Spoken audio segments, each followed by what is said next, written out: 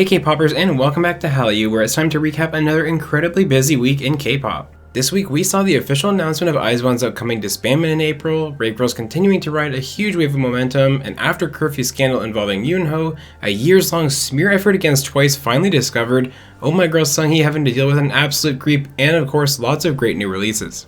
Before we get started, a quick thank you to Hallyu's honorary producers. Hallyu's patrons get to show off their bias group right here in every video, they get to have their say in future videos and projects on the channel, and they get access to the official Hallyu Discord server where they can chat about K-pop and even listen to it together. So if you want to leave your mark on Hallyu and be a part of our growing community, come join us over on Patreon. Alright guys, let's jump right in. This is your K-pop news update for March 14th, 2021. Let's start with some big news about IZ*ONE, namely that they will be disbanding in April.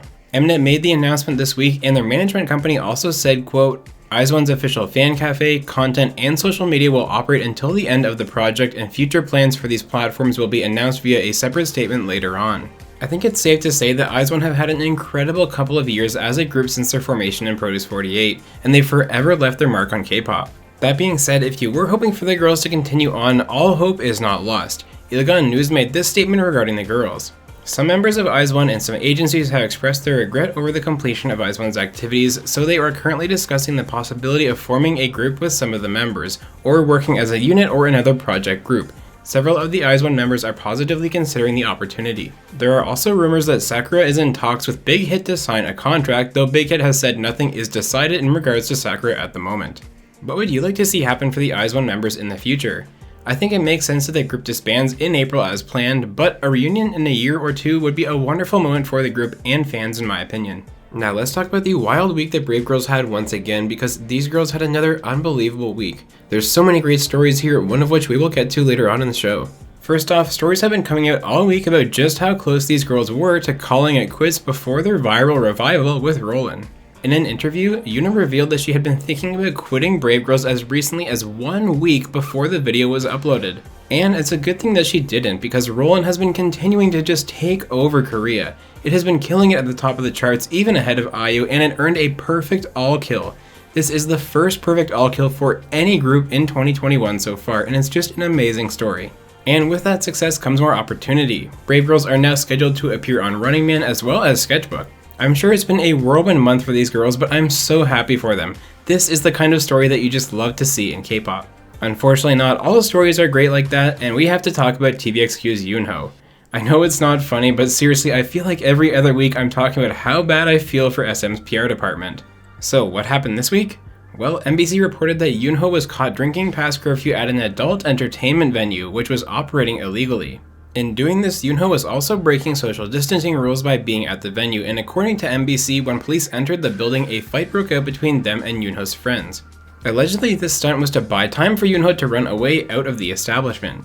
SM responded by acknowledging Yunho was there, but said nothing more than talking with his friend happened and that he did not try to flee when police arrived. Yunho also offered a personal apology, saying in part, I ended up causing disappointment to all those who trusted me and cheered me on. I'm also very sorry to the medical professionals who've been working hard during the COVID-19 pandemic and all of you who are overcoming tiring days. I should note that Yunho's apology completely skirts around the adult entertainment side of the scandal as well. Now the question remains, how does this affect Kingdom? Yunho is one of the hosts for the show, and this scandal may push Mnet to make some tough decisions with the host-to-be. This comes on the heels of the reveal that Stray Kids Hyunjin will also not be participating with his group in the show, so the editors at Mnet seem to have their work cut out for them here. What once as long suspected has finally come out this week and been validated. A report on Naver has uncovered a so-called slave room where K-pop fans, including minors, were threatened and harassed unless they participated in targeted smear campaigns against idols. While Oh My Girl and Nitsu have also been affected by this, the main target of this group's efforts has been TWICE, and this group has been operating for 2 years. Remember when Hanteo had to issue a statement that TWICE's album sales totals were actually legitimate? Yep, that was a smear campaign. How about last year when the K-pop idol women's soccer team, led by Aping's Hayoung and TWICE's Jihyo and Mina, received a ton of backlash and ended up breaking up? Yep, this same group. There's a lot of questions about legality here and who could be charged with what, as this is pretty new information, but rest assured I'm going to be reporting on any more updates that we get here. The bottom line here is that people can be awful, and that includes netizens. So don't trust what you read, or for that matter what I tell you, unless it has real evidence from actual sources to support it. Now, if you were a fan of rapper Tank before this week, you're probably not going to be anymore, as the rapper showed his true colors and they were not pretty. Here is your trigger warning for the story. So, Tank released a song called Seunghee, or diss track, on his YouTube channel. The song's about an innocent looking idol with a bad personality, and he did not try to hide who he was attacking. That's because the girl pictured in his diss track is clearly from a photo shoot of Oh My Girl Seunghee. As you can see, it's the exact same picture that he used. And this is where WM Entertainment came out and just dropped the hammer on the rapper. In a statement, they revealed that Tank was suicidal on December 7th of last year, and he sent Seunghee his note personally. Seunghee knew Tank's unstable history and thought the concern was legitimate, so she went to visit Tank and comfort him. WM then said, quote, "Since then, Tank began excessively obsessing over Seunghee. He claimed that she saved his life and sent her his psychiatric medical records. He psychologically pressured her by claiming that his psychiatrist told him that Seunghee was his medicine and treatment and that Seunghee should stay by his side to help him.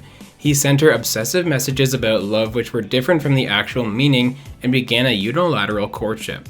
I think it goes without saying this is disgusting behavior, manipulating someone to help you and then thinking you're entitled to their attention. WM has initiated lawsuits for defamation and slander against Tank and has also said, quote, "We will take strict measures without any settlement or leniency." I'm very, very happy that WM is taking such a fierce stance against this horrible treatment, especially because, as some of you may remember, Seunghee is in my top 5 ultimate biases. She's a spectacular vocalist and just a great person by all accounts. And on that note, if the K-pop gods are listening, it'd be great if I didn't have to report on a controversy about one of my ultimate biases like I have the past couple of weeks. Just saying. Alright, now it's time once again to enjoy all of the fantastic new K-pop that we got this week. Let's start with the solo debut that's making waves throughout the world. This is Rosé with On the Ground.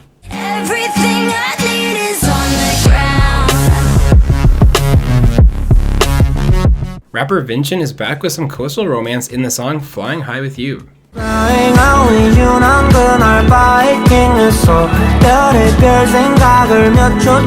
Boy group BDC dropped this epic new track called Moonrider.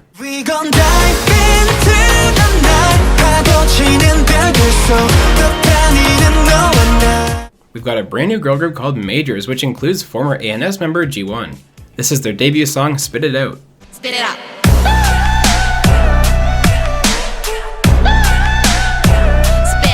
The 12-year veteran Simon Dominic is back once again, this time with the track Party Forever. Party forever. Party. And speaking of veterans, the 5-member band Buzz, who debuted in 2003, released Analog.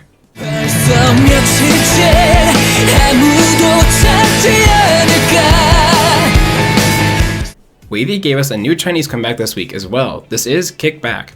We gotta kick back. We gotta kick back. You know we did. Ghost 9 dropped this bop all about Korea's capital, aptly named Seoul.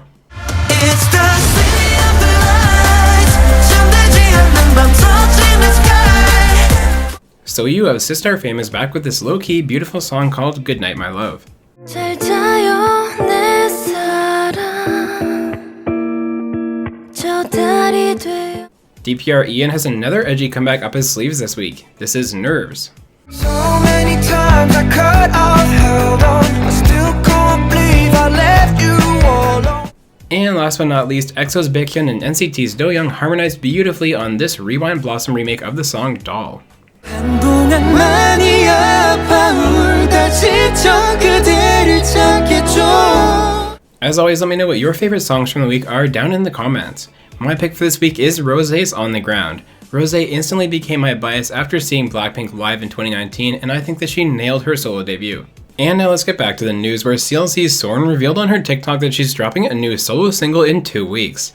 I have to assume this will be released through Cube, though it does seem odd given everything that we learned during Aoki's departure at the end of last year. Now back to Rosé. She had spectacular debut numbers this week with her song On the Ground. The song had the top debut on Spotify with over 3.2 million streams, and even before the release, the album had already gotten 100,000 pre-orders. And that pre-order total was hit in just 53 hours, making her the female artist with the fastest 100,000 pre-order ever. For reference, this is almost a week faster than it took for Blackpink's The Album to clear 100,000 pre-orders. And as a nice cherry on top, Rose will be appearing on Knowing Bros with Hyeri and will be on Jimmy Fallon performing the song on March 16th. Pledis have shared an update further debunking allegations against 17's Mingyu. The original poster of these allegations met with Pledis and they came to an agreement that the poster was trying to air their grievances about their experience in school in general, and that they didn't want anything bad to happen to Mingyu as a result. This is great to hear and frankly another reason that we should not trust allegations until they're corroborated. Spotify and Kakao M has settled their licensing dispute, and so they've returned the huge catalog of songs that had disappeared from the streaming platform last week. So go check your Spotify accounts, your music should be back. According to Star News, Red Velvet's Wendy will be making her solo debut soon. Wendy's long road to recovery will culminate with her solo album being released in April. BTS will be performing at the 2021 Grammy Awards. The Recording Academy confirmed the news last Sunday, and if you want to catch the performances live, they will be on tonight at 8 PM Eastern Time. Day6's Seungjin had a last-minute announcement about enlisting in the military this week. He revealed the news on a V-Live broadcast from the van that was driving him to his training camp. Dara continued to keep the hopes of Blackjacks alive as she confirmed the 2NE1 members still plan on reuniting at some point in the future. While on TMI News, she said, quote, "There's nothing concrete going on, but all four of us want to be on stage and meet our fans. I hope that day will come someday." Newest are making a comeback in April. The Pledis boy group will be dropping a full album for this comeback, which they haven't done in 7 years. Suga has donated 100 million Korean won to the Dongsan Hospital in Daegu to celebrate his birthday. The money will be helping children with cancer to ensure that they receive the proper treatment. Kim Se-jung, the former IOI and Gugudan member who turned soloist, is working on a new solo album. We don't have any dates yet, but Jellyfish has confirmed that this comeback is in the works. And speaking of comebacks, Udru Sunyeon are also gearing up for one, and we do have a date with this one. It'll be very soon, with Starship stating the girls will be releasing their new music near the end of this month. Congratulations are in order for Stray Kids, as the legendary God's Menu has hit 200 million views. This is the first MV from the boys to accumulate so many views. Alright, now let's talk about what happened on music shows, because this week was one for the record books once again. AT started the week with a win for Fireworks I'm the One on the show, but from then on it was pretty much all about the legends. IU added another 2 wins for Celebrity on Music Bank and Show Music Core, and then it was SHINee taking home 2 wins themselves for Don't Call Me on Show Champion and M Countdown. But then on Inkigayo, where the finalists were SHINee, ATEEZ, and Brave Girls, this happened. Brave Girls 축하드립니다. 네, 소감 한 말씀 부탁드릴게요. 여기 상 받으실게요. 4 years and 1 week after this song was released, and nearly a decade after their debut, Brave Girls have taken their first ever music show win as a group, breaking the record for longest time between debut and first music show at 3,629 days. I'm just gonna say it, this is the most incredible comeback story in K-pop history. I'm so proud of these girls for never giving up all these years. Do you think Brave Girls can do it again next week? Let me know your predictions down in the comments. Alright K-popers, you're now officially caught up on everything that's going on in the K-pop world. Let me know how you feel about this week's news and new music down in the comments. As always, if you want to stay caught up with the K-pop world as it happens while having a ton of fun every single week, and make sure you're subscribed right here to Hallyu.